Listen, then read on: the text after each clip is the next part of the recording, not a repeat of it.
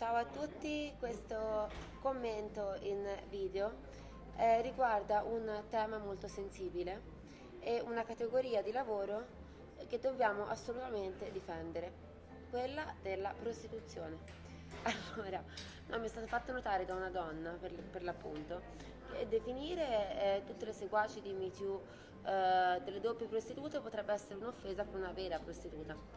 In realtà io pensavo fosse implicito che così non fosse. Infatti la doppia prostituzione implica una richiesta di soldi prima e una distruzione dell'uomo, quasi un assassinio dopo, mentre una prostituta normale non è assolutamente offesa perché lei anzi quantomeno sa qual è il suo posto, riceve denaro, una quantità fissa e i suoi obblighi lavorativi sono chiari, finito il lavoro, basta, il rapporto è lì e non rompe coglioni a nessuno. L'uomo è di nuovo libero, oltretutto c'è il segreto professionale, quindi sa che non sarà denunciato, non avrà problemi. E così anzi si dice che costano di meno quelle che si pagano, perché pensiamoci invece che una donna da mantenere è molto più cara. Infatti qua rientra il mio discorso che tutte le donne sono un po' prostitute, o quantomeno dovrebbero esserlo e non vergognarselo, perché tutte le donne richiedono all'uomo la sicurezza e basta l'ipocrisia, perché guardiamo tutte lo status comunque, facciamo tutte considerazioni sull'ambizione di un uomo, su cosa fa, ok, e se non si fanno vabbè, cioè allora non lamentiamoci neanche del tenore di vita che si fa. Sono sempre stata molto esigente, ma perché poi anche io, vabbè, ho studiato e avevo bisogno di uomini che mi sapessero stare accanto supportandomi, certamente non di ragazzini che studiavano come me o comunque non ambiziosi o cui mi annoiavo, anzi sono molto grata appunto agli uomini più grandi che ho frequentato. Oggi, no, ieri mi ha fatto i auguri un uomo che ho frequentato molto più grande di me, facendomi complimenti su quello che sto facendo e dicendomi: ti ricordi quando ti dicevo che io le zoccole vittime proprio non le sopporto?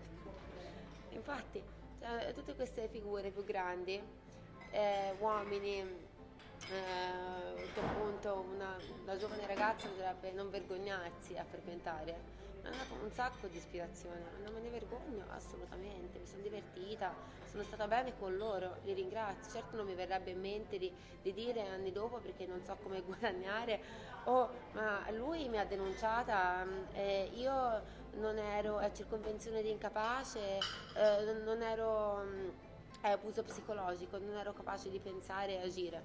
Qua offenderei la mia intelligenza.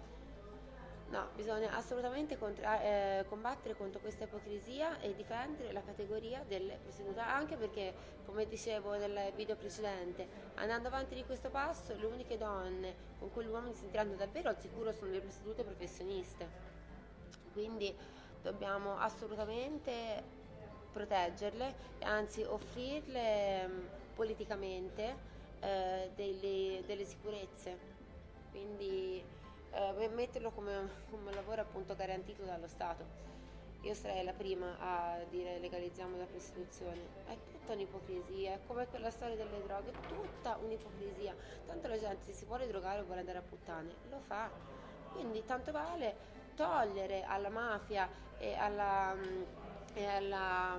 appunto alle organizzazioni criminali, alla criminalità, la possibilità di lucrare su questi fenomeni. Grande rispetto, abbasso l'ipocrisia, per favore seguitemi su The Venusians.